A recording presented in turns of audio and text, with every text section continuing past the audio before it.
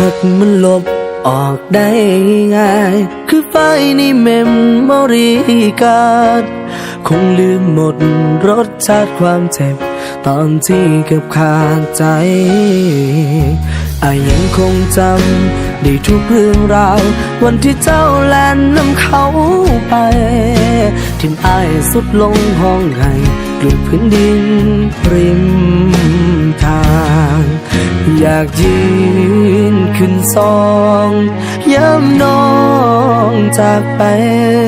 แต่ก็ยืนบ่ไหวเจ็บหลายยังจำกว่าสิผ่านมาได้ขีดอันตราย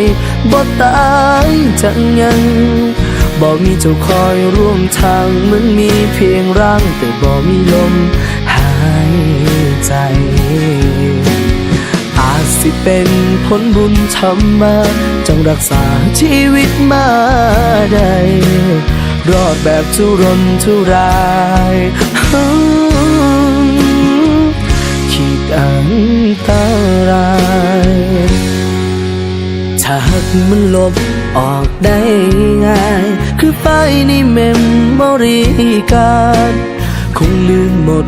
รสชาติความเจ็บตอนที่เกือบขาดใจอยากยืนขึ้นซองย้ำน้องจากไปแต่ก็ยืนบ่ไหวเจ็บหลายยังจำกว่าสิผ่านมาได้ขีดอันตรายบ่ตายจังยังบ่มีเจ้าคอยร่วมทางเหมือนมีเพียงร่างแต่บ่มีลมหายใจอาจสิเป็นผลบุญทำมาจงรักษาชีวิตมาได้รอดแบบทุรนทุรายขีดอันตราย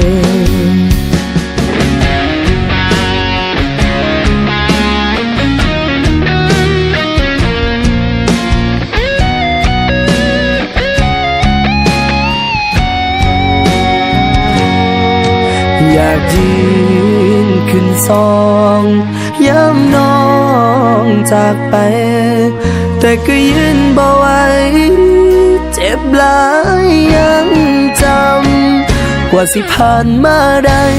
ขีดอันตรายบ่ตายจังยังบ่มีเจ้าคอยร่วมทางเหมือนมีเพียงร่างแต่บ่มีลมหายใจสิเป็นผลบุญทำมาจงรักษาชีวิตมาได้